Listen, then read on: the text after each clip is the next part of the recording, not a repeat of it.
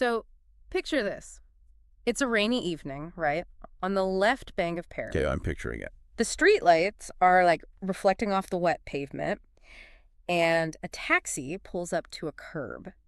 But in the back seat, sitting side by side, are two people who, well, they absolutely defy the laws of time and space, and honestly, cultural logic. Oh, totally. It's such a bizarre visual. Right. On the left, you've got this guy gazing intensely at his own reflection in the rain-streaked window. It's Jacques Lacan. The notoriously complex, fiercely intellectual, deeply controversial 20th century French psychoanalyst. Exactly. And sitting right next to him, looking out the opposite window at the crowds rushing down the sidewalk, is global pop superstar Taylor Swift. I mean, it is an image that it forces your brain to recalibrate for a second. Yeah, it really does. You have the architect of the most impenetrable psychoanalytic theories of the modern era, right? A man who basically spoke in riddles and mathematical knots. Yeah. And he's sharing a 5-kilometer Uber ride with the woman who wrote Shake It Off. It's why. The contrast is so sharp, it almost feels like a hallucination. And the conversation between them in this hypothetical taxi is even sharper. Like, Lacan turns from his reflection in the glass and casually remarks, "Love consists of giving what you don't have." Which is such a classic Lacan thing to say. Right. And to which Swift, without even looking away from the crowd, replies, "To someone who doesn't want it." Wow. Yeah, that exchange sets up exactly what we are dealing with today in this deep dive. It really does. Because it sounds like the punchline to I don't know, a highly niche academic joke. Yeah. Or maybe some surrealist play. Yeah, but it's actually the framing device for an incredibly ambitious piece of cultural critique. So for everyone listening, we are diving into a truly bizarre and fascinating book today. It's titled Blank Space, Lacan Meets Taylor Swift. And the author is completely anonymous, right? Yes, completely anonymous. They publish under the pseudonym O, which translates from Taiwanese Mandarin to mouse-colored cat. Mouse-colored cat. I love that. Yeah. And this particular book is just one installment in a massive, mind-bending project that the author calls the Philo Swift Collection. The core thesis of the Philo Swift collection is what makes this so compelling, I think. Because the mouse-colored cat proposes that if you look closely across nearly 200 of Taylor Swift's songs, an undeniable pattern emerges. The author argues that these aren't just pop songs that happen to have some, clever wordplay. Right. Rather, each song functions as a highly precise pop translation of a major, historically significant philosophical thesis. I mean, the scale of that claim is just wild. 200 songs. That's huge. We're talking about a scenario where stadium anthems, like songs that millions of people sing at the top of their lungs while driving with the windows down, are actually functioning as a massive Trojan horse. A Trojan horse. That's a great way to put it. Yeah, it's this idea of sneaking dense, university-level, post-structuralist theories right into the minds of the general public, but disguised as catchy, 3-minute teenage breakup songs. Framing it as a Trojan horse gets right to the mechanics of what this book is trying to reveal. But we should probably clarify the ground rules for you listening before we go any further. Oh, definitely. We need a disclaimer here. Yeah, the author of this book is not donning a tinfoil hat. They are not trying to prove some conspiracy theory where Taylor Swift, secretly sat in a dim library with a stack of French psychoanalytic texts. Just aggressively highlighting Lacan's seminars before walking into the recording studio. Exactly. We aren't suggesting she had a copy of the 4 fundamental concepts of psychoanalysis sitting on a music stand next to her acoustic guitar. Right. The text is very explicit about this. The goal here is not to explain Taylor Swift's personal intentions, and is not an attempt to write a definitive biography of the philosopher either. So what is the methodology then? It's much more playful, and honestly much more profound. The goal is simply to seat the pop star and the psychoanalyst at the same table, hand them both a microphone, and, as the book puts it, wait to see who spills first. Wait to see who spills first. I love that phrasing. It is an experiment in resonance. It's asking, what happens when the underlying mathematics of human desire, as mapped by a French genius, perfectly align with the lyrical structure of a Billboard Hot 100 hit? I have to admit, when I first read the premise, my immediate reaction was to smirk. Oh, sure. And I imagine a lot of people listening to this deep dive right now had the exact same reaction. Pairing Taylor Swift with high philosophy feels like a punchline. Why do we instinctively roll our eyes or smile patronizingly at that combination? Well, the book actually anticipates that exact reaction. It does. Yeah, in fact, the preface tackles the smirk head on. It brings in the French sociologist Pierre Bourdieu. Oh, Specifically, it leans on his landmark 1979 work, Distinction. right. Distinction. Bourdieu dedicated his whole career to studying how taste functions in society. And he argued that what we collectively deem worthy of serious contemplation, like a dense academic paper, versus what we dismiss as mere entertainment, like a pop song, it actually has very little to do with the objective intellectual depth of the work itself. Wait, really? So if it's not about the actual depth or complexity of the work, what is it about? It's about social sorting. Social sorting. Yeah. Bourdieu showed that our taste in art, music, media, it's primarily a mechanism we use to organize ourselves into a hierarchy. Oh, I see. We use it to prove we belong to a certain educated class, and just as importantly, to prove we don't belong to the uneducated masses. So you're saying we use our Spotify playlists and our bookshelves as like social armor. Exactly. We're just trying to signal our status. Precisely. The text points out a deeply uncomfortable truth about how we consume information. High culture circulates with academic credentials, while low culture circulates with playlists. We are culturally conditioned to view pop music with suspicion. We assume it lacks complexity simply because it spreads too widely. Right, because if everyone likes it, it can't be deep. That's the logic of elitism. It dictates that if something is accessible enough to be enjoyed by 70,000 screaming fans in a stadium, it cannot possibly function as an exclusive status signal. Therefore, the elite must dismiss it. Because if everyone gets the joke, it's no longer an exclusive club. Exactly. So the academic establishment automatically writes off a pop song, even if that song happens to contain a profoundly complex idea about human nature. That is the exact dynamic Bourdieu exposed. I mean, you can take a complex question about identity or power, memory, freedom. Many of those big themes. Right. And if you bury that question in a 50-page, jargon-filled, largely unreadable academic journal, it is revered as high philosophy. Oh, for sure. But if you compress that exact same question into a bridge of a pop song, it is dismissed as frivolous. Wow. The book argues forcefully that the questions driving Swift's discography are the exact same questions that haunted thinkers like Jean-Jacques Rousseau, Hannah Arendt, Friedrich Nietzsche, and Ludwig Wittgenstein. That's quite the lineup. The difference isn't the depth of the inquiry. The difference is permission. The academic world just hasn't granted permission to take the pop song seriously. That is fascinating, and it brings us to what I think is one of the most brilliant literary devices in the entire book. The apocryphal foreword. Yes, the apocryphal foreword. The anonymous author writes a fictional foreword from Swift's perspective. It's supposedly penned at 2 a.m., somewhere between noise and silence, and it directly addresses this whole dynamic of being dismissed. It's a masterclass in framing, really. It really is. This fictionalized Swift uses the foreword to address the critics who have spent a decade and a half telling her that her feelings are too much, or that her reactions are too loud, or that her perspective is too feminine. Right. She addresses that prevailing narrative that she merely writes petty breakup songs for dramatic teenage girls. And then the fictional Swift asks this devastating question. She writes, and I love this, why does the memory of a scarf left in a drawer weigh more heavily than an entire decade? Oh, that's such a good line. She starts questioning whether human beings are defined by those who love us or by those who leave us. What the author is doing there is constructing a massive aha moment for the reader. Like, the fictional Swift is having an epiphany. She suddenly realizes that her sleepless nights, her obsessive anxieties over love, memory, and betrayal, they are not just trivial girls' problems. And they're the fundamental problems of philosophy. Yes, and the text beautifully maps her anxieties onto these historical heavyweights. It suggests her 2 a.m. sleeplessness mirrors Søren Kierkegaard's theories of existential dread. Her fear of repeating the same relationship mistakes mirrors Friedrich Nietzsche's terrifying concept of eternal recurrence. Which is spot on.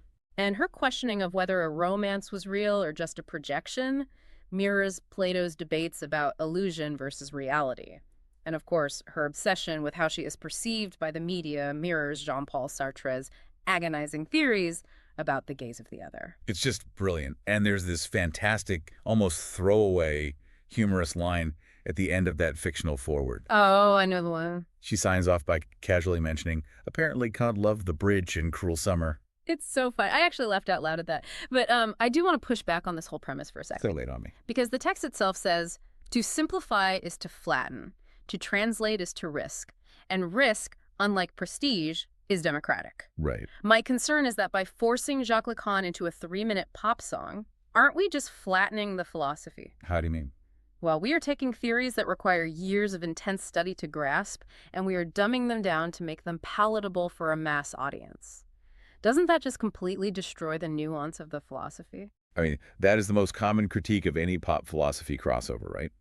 But the mouse-colored cat mounts a really vigorous defense against it. Okay, what's The author argues that translating a philosopher into a few lucid pages or finding their theories reflected in a few pop lyrics is not an act of simplification. It is actually an act of fidelity. fidelity? Yeah. It Yeah. is being faithful to the original, agonizing human questions that drove the philosopher to start writing in the first place. But how is stripping away the academic terminology being faithful to the philosopher? Because the jargon was never the point. Ah, The jargon was just the tool the philosopher used to try and trap a very slippery truth. The book argues that clarifying a concept without using impenetrable language is not a betrayal of the concept. that makes sense. If a philosophical truth about human desire is genuinely true, it shouldn't require a master's degree from the Sorbonne to feel its impact.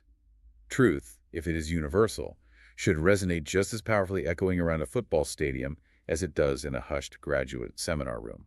Yeah, the human experience of heartbreak doesn't require a glossary. Exactly. If it's a fundamental truth about how the brain works, it has to apply to the teenager crying in their car just as much as it applies to the professor reading in their study. That's the core argument, yes. Okay, I can accept that defense. So, having justified this grand experiment, I think it is time we actually meet the man who is going to be dissecting the pop music today. We definitely need to. We need to understand Jacques Lacan.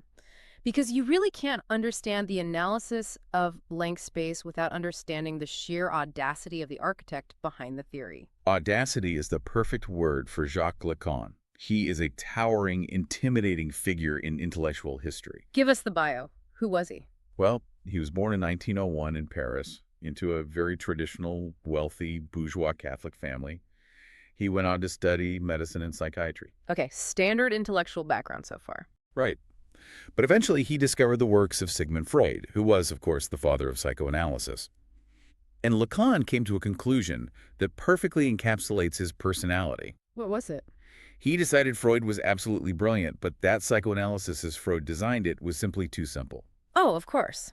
Why leave a perfectly functional theory alone when you can spend the rest of your life making it impossibly frustratingly complex? And that became his life's work. Lacan spent the next 50 years making psychoanalysis infinitely more complicated. Wow. By the time he died in 1981, he had completely fractured the world of French psychoanalysis. He left it divided into warring factions, with various disciples claiming to hold the true interpretation of his work. Sounds chaotic. It was. But amid all that chaos, he left behind a grand thesis that fundamentally altered how we think about the human mind. His central, most famous proposition is this: the unconscious is structured like a language. The unconscious is structured like a language. Okay, we really need to look at the mechanics of that, because it sounds like a metaphor, but Lacan meant it literally, right? Yes, very literally. What does it actually mean for someone listening to this deep dive right now, just going about their day, going on dates, trying to fall in love? Well, to understand the mechanics of it, you have to think about how language actually works. Language has a grammar, a syntax, and a structure that exists completely independently of you. Right. You didn't invent English. You were born into it. You have to use its rules to express yourself. Okay. Lacan argued that our unconscious desires operate the exact same way. We think our desires are uniquely our own, welling up from deep within our souls. But Lacan says no. Your desires have a grammar that was imposed on you from the outside. Wait, so we don't invent what we want, we just learn the vocabulary of wanting. Exactly. And because of this, Lacan takes it a step further. He argues that we do not actually desire people. We don't desire people. No. We desire signifiers. We desire empty places and roles that were already written long before we ever met the flesh and blood person standing in front of us. Whoa. To explain where this script comes from, Lacan introduced the concept of the big other. The big other, capital B, capital O. I've heard this term thrown around in cultural critique a lot. Who or what exactly is the big other? Well, the big other isn't a single person. It is the invisible, pervasive network of rules, expectations, and narratives that surround us from birth. So it's like society. Yeah, it is your family's expectations of who you should marry. It is the cultural norms of your society. It is the media narratives, the romantic comedies, the Disney fairy The tales. collective fantasies. Exactly. The collective fantasies that dictate what a successful life looks like. The Big Other wrote the script of romance long before you ever went on your first date. Let me try an analogy here to ground this for you listening, because this is a huge concept. Go for it. Imagine you are a tenant renting an apartment. You move in, and it's already fully furnished. You walk around this apartment every single day for years. You sit on the velvet couch, you look at the sheer curtains, you use the coffee table, and over time, you spend your whole life convincing yourself that you picked out that couch. I like where this is going. You tell yourself, I chose these curtains because they perfectly reflect my unique personal aesthetic. But you didn't. The landlord did. Right. The Big Other picked out the furniture of your desires, and you are just living among it, tricking yourself into thinking it belongs to you. That analogy hits the core of Lacanian theory perfectly. Mm. You believe you are making free choices. You believe you are looking at a crowded room and freely choosing a partner based on some magical spark. But I'm not. No. Lacan would say you were just walking into the furnished apartment and sitting on the couch the Big Other provided. You are filling out a pre-printed form. Mm. You are looking for someone who fits the grammar of the sentence you were taught to speak.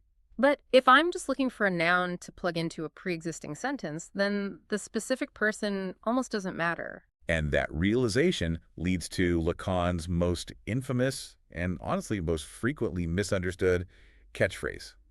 He famously declared, "There is no sexual relationship." Which is a wild thing for a psychoanalyst to say. Very wild. The book actually makes a joke about this, noting that when Lacan said there is no sexual relationship, the obvious response is, thank you, we notice people are still sleeping together. Right. He isn't denying the biological reality of sex or the physical act of dating. What Lacan means by there is no sexual relationship is a structural claim. How so? He means there is no perfectly symmetrical, complementary, overlapping relationship between two people's desires. The fairy tale of two puzzle pieces snapping together perfectly is a lie. Because everyone is living in their own furnished apartment. Exactly. When you look at your partner, you are not seeing them as they truly are. You are projecting your own internal lack, your own missing puzzle piece onto their physical body. Wow. You are asking them to play a role in your script, and they are doing the exact same thing to you. They are asking you to fill a void in their script. And those scripts don't match up. These two scripts never perfectly align. Therefore, misunderstanding isn't just an unfortunate accident that happens when couples fail to communicate. Misunderstanding is the very foundation and structure of love itself. That is incredibly bleak. It is a bit dark, yeah. It basically means true unmediated connection is impossible. We are just two people projecting holograms at each other. Pretty much. And Lacan didn't just write these bleak theories in dusty books, did he? I mean, he was a massive theatrical personality when he taught this stuff. Oh, he was a true showman of the intellect. The book paints a vivid picture of his legendary Wednesday seminars. He started them at the Sainte-Anne Hospital and later moved to the prestigious École Normale Supérieure. And people would actually show up to hear this. People would pack the room to the rafters. He would lecture for hours, pacing back and forth. He would go to the chalkboard and draw these incredibly complex, intertwining mathematical figures called Borromean knots. Knots. Yeah, and he claimed they represented the exact topological structure of the human psyche. I'm just picturing an audience of terrified and awestruck French intellectuals trying to copy down knots in their notebooks. And while he was drawing these knots, he would be speaking in a stream of consciousness that was almost hypnotic. In a single breath, he would quote a dense poem by Stéphane Mallarmé, reference the dialectics of the philosopher Hegel, and pull in advanced theories of linguistics. Did anyone actually understand him? Most people in the room freely admitted they didn't understand half of what he said. But it was an event. But his radical approach wasn't just confined to the lecture hall. We have to talk about his clinical practice, because he implemented his theories directly into his sessions, to the absolute outrage of the medical establishment. Oh, the short session. Yes, the short session. The short session is where Lacan's theory met reality in a way that caused a massive professional scandal. Set the stage for us. What was the norm back then? Well, in traditional Freudian psychoanalysis, the framework is rigid. A session lasts exactly 50 minutes. It is a scheduled, predictable hour. Lacan looked at that and said it was absurd.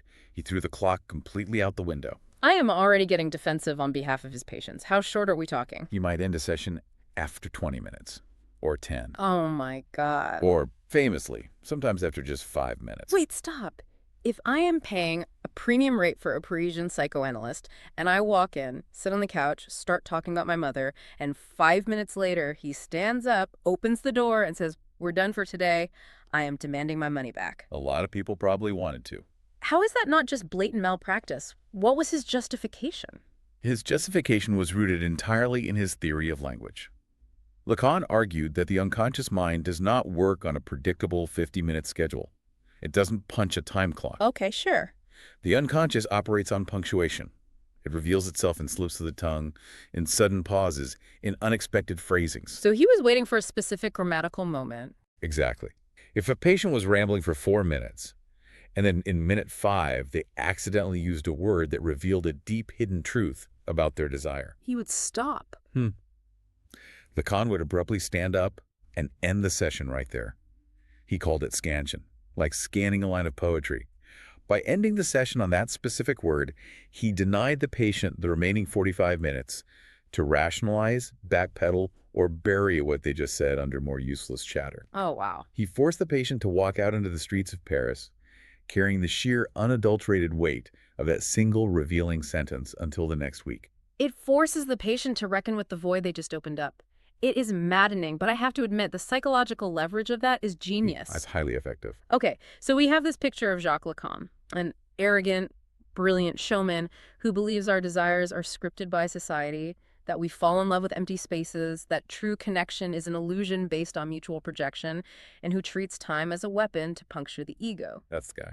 Now, the book takes this towering, difficult intellect and brings him face to face with Taylor Swift's massive 2014 pop hit, Blank Space. And this is where the author provides what they call a cheat sheet for the reader. We definitely need a cheat sheet. If we are going to dissect the lyrics and the narrative of Blank Space using Lacan's blueprint, we have to hold tightly onto 3 core principles. What are they? 1, we do not fall in love with a person, we fall in love with an empty space that was waiting to be filled. Got it. 2, the ex-lover is not a unique individual, but merely a replaceable signifier in a sequence. Ouch. Okay. And 3, love is not a magical, spontaneous encounter. It is the execution of a pre-written form. To really illustrate how this works in practice, the author recreates a fictional dinner party conversation. I love this part of the book. It features 2 archetypal characters arguing about the song, the snob and the Swiftie. It's a brilliant way to show the surface-level reading of the song versus the deep psychoanalytic reading. Let's actually act this out so everyone listening can hear the friction. Let's do it. I'll take the role of the snob. And I will happily take the role of the Lacanian Swiftie defending the text. All right, so as the snob, I am sitting at this dinner party. I swirl my expensive wine. I look down my nose across the table and I say, look, Blank Space is not philosophy. It is literally just a portrait of a toxic, predatory woman. The lyrics explicitly describe someone who collects men like trophies, throws a tantrum when things go wrong, and slashes their tires. It's a giant red flag masquerading as a pop anthem. And as the Swiftie, I lean forward and reply, You're taking it literally, which means you're missing the entire architecture of the song. Taylor is not describing her actual self. She is playing a character that the media invented for her. Ah, the media. The media, the gossip blogs, the tabloids, they are the big other. The big other operates as a signifier machine. It wrote the role of serial dater and violently imposed it upon her before she even entered the stage. The song is a performance of that imposed text. The snob scoffs at this. Please, you're just using the she's being ironic defense. That's a lazy excuse for bad behavior.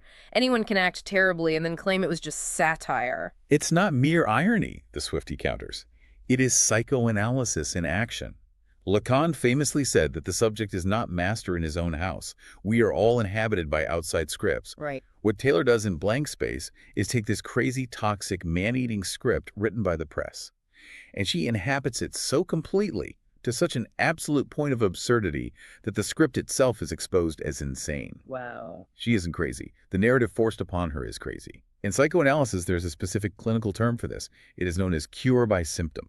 I have to pause the role play for a second because the mechanism of cure by symptom is fascinating. How does embracing the symptom actually cure anything? Well, think about a classical psychological symptom, say an obsessive compulsion. If you just try to repress it, it fights back harder.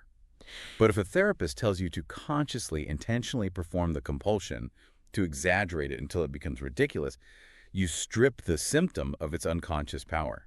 You take ownership of it. That makes total sense. By saying, I've got a blank space, baby, and I'll write your name. Swift is taking the media's accusation that she goes through men too fast, and she turns it into a literal, mechanical process. She owns the symptom, thereby disarming the media's power over her. She takes the weapon out of their hands by wielding it better than they do. But let me step back into the shoes of a skeptical listener here, because I think there is a major problem with this worldview. Okay, well, Let's look closely at that famous lyric. I've got a blank space, baby, and I'll write your name. The snob argues that is predatory. And if we apply the Lacanian lens, if we agree that the name she writes down is totally interchangeable and that her desire just arises from an empty void, isn't that profoundly depressing? depressing in what way? Well, if I tell my partner, hey, I don't actually love you for your unique soul. I just had a pre-existing matrix of lack, and you happen to walk by and fit the grammar of my void. You are just a replaceable pronoun in my script. I am going to get dumped immediately. Oh, for sure. It sounds incredibly cynical. It reduces human connection to a mechanical sorting process. Where is the romance in being a replaceable signifier? That visceral reaction, that feeling of offense and cynicism, is the exact trap the snob falls into during the dinner conversation. It is. Yes, the snob looks at the blank space and sees a void devoid of humanity. But the Swiftie provides the ultimate "so what" insight here, which completely flips the perspective. It is not depressing at all. It is entirely liberating. I am really struggling to see the liberation in telling someone they are a replaceable part. Walk me through the mechanism of that liberation. It's liberating because it changes how you process loss. Think about the agony of a terrible breakup. The pain usually stems from the belief that this specific person was your great love, your one soulmate, and because they are gone, you will never experience that specific kind of magic again.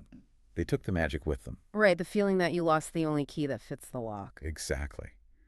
But Lacan steps in and says, they weren't the key. They just happened to be standing in the doorway. Oh, wow. The day you finally understand that your partner merely filled a void that existed before they arrived, you can stop resenting them when they inevitably leave, because when they leave, the void is still yours. The void is still yours. The capacity to desire, the intense passion, the complex structure of your love, all of that belongs entirely to you. Yeah. It was never generated by them. It was generated by your own internal blank space.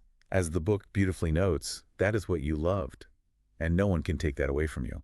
Wow. Okay, when you frame it like that, it shifts the power dynamic completely. The void writes better than promises. The notebook always precedes the lover. The fact that she is physically holding a pen in the music video, acknowledging the blank space first, and then writing the name, it means the capacity to love is the permanent thing. The partner is just the temporary ink. That is literally Lacan, word for word. It is. The song systematically dismantles the clockwork of romantic illusion. We are taught to view the empty box inside us as a defect, a loneliness that must be cured by finding the right person. Uh-huh. But Lacan and Swift are both arguing that the empty box is the very condition that allows desire to exist in the first place. Without the blank space, nothing can be written. If you are already full, you could never fall in love. That's actually really beautiful. And to prove just how flexible and deeply layered this interpretation is, the author introduces two more fictional voices in the book. Right, to show different processing speeds. Exactly. This is to show how wildly different minds process the exact same Lacanian reading of the song. We are introduced to the academic and the everyday man. Let's start with the academic. Enter Professor Malik Merriwell. Professor Merriwell is the quintessential resident of the ivory tower. His analysis of blank space is written in the most agonizingly dense, impenetrable Lacanian jargon imaginable. Can you give us an example? I will read a brief excerpt of how he describes the song. He states that the blank space must be understood as an operator of desiring vacuolization, a structure that precedes any encounter, functioning as a proto-allocative matrix in which the partner appears only as an interchangeable signifier. An operator of desiring vacuolization functioning as a proto-allocative matrix. Yeah. All right. If I am a student in Merriwell's class, I am dropping out. I need a severe translation of those mechanics before my brain melts. It sounds absurd, but the mechanics underneath the jargon are exactly what we've been discussing. Yeah. A desiring vacuolization simply means a vacuum of void that generates desire. Okay. Nature abhors a vacuum, and so does the human psyche. The emptiness creates the pull. Okay, vacuum creates pull. Got it. What on earth is a proto-allocative matrix? Well, proto means before. Allocative refers to speaking to someone or addressing someone. A matrix is a framework. So a proto-allocative matrix is a pre-existing framework that is already waiting for someone to talk to before that person even arrives. It means you're already having a conversation with an imaginary lover in your head before you meet them. Oh, like when you rehearse arguments in the shower with someone you haven't even dated yet? Exactly. Merriwell is affirming that the writing precedes the event. The structure of the relationship is built before the partner shows up. He goes on to note that the song flawlessly proves Lacan's maxim that there is no sexual relationship, because it demonstrates a structural disjunction between two systems of lack that simply cannot overlap. So Merriwell is essentially taking 5 minutes to say that two people are just projecting their own empty matrices at each other. Which brings us to the glorious, grounded contrast of Gaston Blender. Gaston is the everyman character in the book. He sits there, listens to Professor Merriwell drone on about structural disjunctions and matrices of lack, and Gaston just rolls his eyes and delivers the greatest blunt translation in philosophical history. Blender's summary cuts right through the academic fog. He listens to all that jargon and simply says, Merriwell just spent 10 minutes explaining a Moleskine notebook with a renewable subscription. I love Gaston Blender so much. A Moleskine notebook with a renewable subscription. You just keep turning the page to the next blank sheet. It's so good. He sums it up by saying, you don't fall in love with a person, you fall into a box, and the box doesn't even know you. That is so stark. It takes the lofty theory of the proto-allocative matrix and drops it right onto the pavement. And to really solidify how these different perspectives collide, the author drops a multiple-choice quiz right in the middle of the chapter. Yes. I wanted to talk about the quiz. It's directed at the reader, asking, according to Lacanian theory applied to blank space, what does the phrase, I've got a blank space, baby, I'll write your name, really mean? Let's actually walk you through the options of this quiz because it perfectly illustrates the traps we fall into when analyzing culture. Answer A is a romantic declaration of emotional exclusivity. Professor Merriwell dismisses answer A immediately as a naively substantialist hypothesis. Which means? To translate that, it's the Disney fairy tale.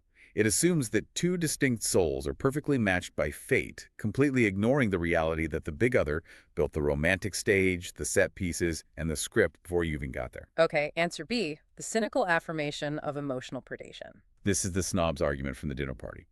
Merriwell rejects this as a moralistic reduction. Because it's too literal. Right. It confuses a performance of a symptom with actual malicious intent.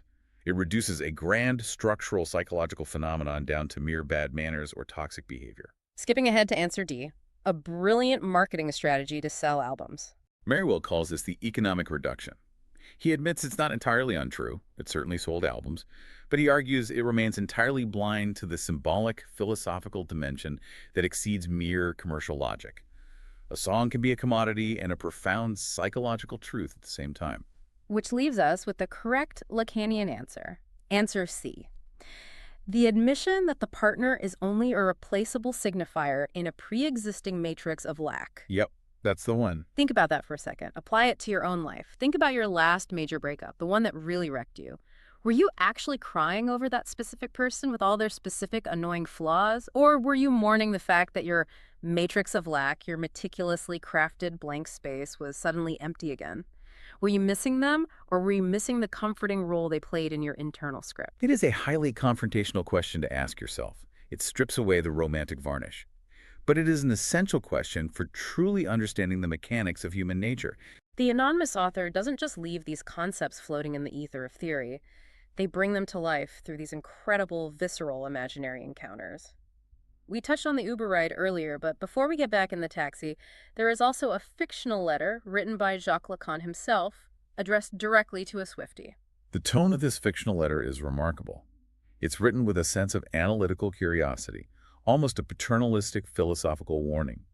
Lacan tells the Swiftie that they are absolutely right to be wary of love. Which is funny coming from him. Right. He explains that love is never a simple, pure feeling bubbling up from the heart. It is a rigid structure. He reiterates the mechanism. We do not desire a person for who they inherently are in a vacuum. We desire them for what they mean in the eyes of others. Our desire is mediated by the big other. There's a line from the letter that stopped me in my tracks. Love is a stage, desire is a role. And through that lens, Lacan validates the song entirely. He writes that the singer is playing with the recognizable signs of love, the sudden passion, the intense jealousy, the impending disaster, like a highly trained actress who is fully aware of the script she has been handed. Right. When she sings the song, she isn't saying, I deeply love you, specific individual. She is saying, here's the character you expect me to play, and I will play it to the hilt. And the letter concludes with a beautiful, haunting thought about why the cycle repeats. Desire is never satisfied because it does not actually seek an object to possess, it seeks recognition. That is why the story always begins again. A new gaze, a new mirror, a new scenario. The blank space must be refilled because the desire to be recognized never ends. Which brings us right back to where we started. Yes, the rainy left bank of Paris. The 5.1-kilometer Uber ride. Let's look much closer at the dialogue in that scene, because the mechanics of it are loaded with meaning. We have Lacan looking at his reflection in the wet window, and Swift asks him why he's staring at himself. He replies, it's an old professional reflex. He refers to himself as a mirror theorist. That is a direct nod to Lacan's very first major contribution to psychoanalysis, which is known as the mirror stage. What's the mirror stage? Lacan theorized about the exact developmental moment a human infant looks into a mirror, recognizes their own reflection, and realizes they are a separate, whole, unified entity. Oh, like when a baby realizes that's me in the glass. Exactly. But Lacan argues that this moment is actually our first fundamental illusion. The infant feels fragmented and uncoordinated inside, but the mirror reflects a perfect whole image. From that moment on, we spend our entire lives chasing that false, perfect image of ourselves. So we're always trying to live up to a reflection that isn't real. Right. Meanwhile, as Lacan stares at his mirror, Swift is looking out the opposite window at the crowds on the sidewalk, and Lacan points out, crowds are also a mirror. They reflect back an image of who you were supposed to be. Then the taxi stops at a red light, creating this metaphysical interlude. She quotes her own lyric to him, I've got a blank space, baby, I'll write your name. Lacan nods and says, perfectly, desire is an empty space. She asks him if the specific name she writes down matters. And he answers that names are merely interchangeable signifiers. She jokes that telling her exes they're interchangeable is going to upset a few of them, and Lacan delivers the killing blow. They were already replaceable. The tension in that cab is palpable. But the most profound moment of the ride comes when they discuss the nature of fame and identity. Swift looks at the crowd and says, people think they know me. And Lacan replies, Lacan, ever the clinician, replies, they know your signifier, not you. They know the image in the mirror. Swift then asks the ultimate question, and me, what am I? And Lacan gives her this deeply existential defining answer. You are what escapes. You are what escapes. I want to pause and really connect this to your daily life because this isn't just about massive pop stars. Think about your own social media profiles, your Instagram, your LinkedIn, your TikTok. You carefully curate your photos, you write a clever bio, you list your likes and dislikes. We all do it. That profile is your signifier. That is the polished image you are presenting to the big other. You hope people look at it and understand you, but the real you, the messy, contradictory, anxious, uncapturable essence of who you actually are when you wake up at 3 a.m. That is what escapes the algorithm. That is what cannot be photographed, quantified, or put into a bio. It is the ultimate defense of human interiority. Lacan is telling her that her true self is the part that refuses to be categorized by the media's script. It's beautiful. And as the taxi ride finally comes to an end, Lacan opens the door and steps out near the lack, while Swift tells the driver to continue on to the chorus. I love that. As he walks away, Lacan declares her discography a clinic of desire, and she calls his seminars a long song about lack. It is the perfect synthesis of their two worlds. It is a brilliant, poetic ending to the chapter. But this is where the entire book takes a massive structural pivot. We zoom out from Lacan, we zoom out from pop music, and we look at the afterword of the book to ask a crucial, contextual question. Why was this book written now? Exactly.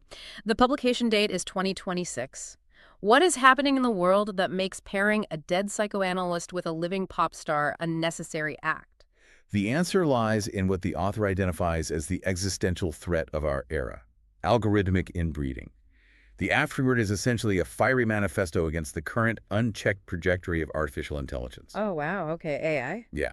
The author looks at the landscape of large language models and refers to them as stochastic parrots of infinity. Stochastic parrots, that is a harsh critique, but the mechanism behind it is terrifying. They are machines that read absolutely everything ever written, but understand absolutely nothing of what it means to be human. Right. The author warns of a very specific impending technological crisis called digital autophagy. Autophagy literally means self-devouring. Self-devouring, like eating its own tail. Exactly. We are entering an era where AI is increasingly feeding on its own outputs. An AI generates a piece of text or an image, that content gets uploaded to the internet. Then, the next generation of AI scrapes the internet for training data, ingesting the synthetic content created by its predecessor. It is a closed, recursive loop. A system devouring itself. What happens to the culture when that loop accelerates? With each iteration of that loop, human unpredictability is ironed out. The thought becomes smoother, safer, more average, and more statistically predictable. The digital photocopy gets blurrier and more beige every single time you hit copy. It leads to the total degradation of meaning and the rise of absolute conformity. And this looming threat of machine conformity is where the author introduces the core philosophy of their own work. They propose a concept called capacitivism. The text mentions this is outlined further in a presumably accompanying equally absurd text titled Taylor Shrugged. Capacitivism is the author's answer to the AI threat. The goal of capacitivism is not to act like a 19th century Luddite. You cannot smash the servers. You cannot reject the digital photocopy or put the AI genie back in the bottle. So what's the solution? Instead, the goal is to overload the photocopy. You must intentionally inject friction and chaos into the circuit. The author writes a defining sentence for this movement. The conceptual leap, the act of intellectual vandalism, is uniquely human. Intellectual vandalism. That perfectly describes what I'm holding in my hands. Writing a book called Blank Space, Lacan Meets Taylor Swift is an act of intellectual vandalism. Exactly. The author points out that an AI can organize existing information brilliantly. It can summarize Lacan, it can summarize Swift, but it cannot dare. It doesn't have imagination. An algorithm operates on statistical probability. It would never, ever look at its massive database of training data and calculate that it should write a book pairing a complex French psychoanalyst with a stadium pop star. It is too logical, too bound by precedent to make that absurd leap. We get a glimpse of this deliberate absurdity in the About the Author section. The mysterious mouse-colored cat notes in their bio that they dislike lukewarm water and predictable arguments. And then we see the list of other books mentioned in the Philo Swift series. Oh, the other book. It's not just Lacan. The series includes titles like Gilles Deleuze and Lipstick, Niccolo Machiavelli in a Getaway Car, Martin Heidegger paired with the song All Too Well, and Jean-Jacques Rousseau paired with Tim McGraw. It's just wild. These are deliberate, calculated disruptions. They are connections an AI could never dare to make because they defy statistical logic. Which leads to the author's ultimate conclusion about the future of human agency. Sovereignty no longer lies in owning information, but in disturbing its logic. The citizen of tomorrow, what the author calls the data sovereign, is not the person who passively consumes the algorithmic flow. The true sovereign is the one who bends the flow, who corrupts the predictive text with a burst of irrational poetry. I am stuck on this idea of disturbing the logic. If sovereignty tomorrow belongs to the person who throws a wrench into the algorithm, then is reading deeply complex French psychoanalysis into stadium pop music actually an act of modern rebellion? It absolutely is. The mouse-colored cat has deliberately entered the machine to misbehave. By forcing these two entirely disparate, culturally segregated worlds to collide, the author proves that a human mind is still required to see the poetry in the chaos. An algorithm calculates the mean average of all available data. A human being creates the spark that burns the data down and builds something new. That is profound. It reframes this entire bizarre book from a quirky academic joke into a vital defense of human creativity. Let's try to synthesize the immense journey we've just been on. We covered a lot of ground. We started by dismantling the social snobbery that tells us pop culture can't hold profound meaning. We used Pierre Bourdieu to remind us that elitism is just a mechanism for social sorting, keeping the masses out of the intellectual club. We then dove deep into the incredibly complex mind of Jacques Lacan. We explored the mechanics of how our unconscious is structured like a language, how our desires are scripted by the invisible forces of the big other, and how the short session forced patients to confront their own voids. Right. We learned that love often involves projecting our own internal lack onto a replaceable signifier, the literal manifestation of the blank space. We push through the initial cynicism of that idea to see how embracing that blank space is actually a liberating realization. It allows us to own our desires instead of being destroyed when a partner leaves. We analyzed the academic jargon of the proto-elocutive matrix and contrasted it with the blunt truth of a Moleskine notebook. Thanks to Gaston Blunder. Yes, shout out to Gaston. We watched a fictional Uber ride where the philosopher of mirrors met the superstar of crowds, realizing that our true self is whatever escapes the signifier. And finally, we arrived at the ultimate realization that mashing up high art and pop culture, engaging in deliberate intellectual vandalism, is our greatest human defense against the self-devouring conformity of the AI age. It is a truly remarkable synthesis of psychology, sociology, and media theory, all carefully unpacked from the lyrics of a 3-minute pop song. It really is. So, as we wrap up this deep dive, I have a challenge for you, listening at home or in your car right now. The next time you are driving or working out or just have your Spotify playlist on shuffle, I want you to pay close attention to the background noise. Don't just hear the hook. Listen for the underlying structure. What hidden thesis is playing in your ear? What profound, ancient human question is being masked by a catchy synth pop beat? The structural questions of human desire are always there, humming beneath the surface, if you are willing to actually listen for them. And I want to leave you with one final provocative thought to mull over on your own. A thought that builds on everything we've explored today about the mechanics of the mind. We've spent this time establishing Lacan's theory that love is just the act of filling a pre-existing blank space in our own psychological script. We've accepted that the big other built the fully furnished apartment of our desires. But if that is true, who holds the pen that drew the blank space in the first place? If the big other built the apartment, who built the big other? Are we ever truly writing our own lyrics, or are we just singing along to a melody we never chose?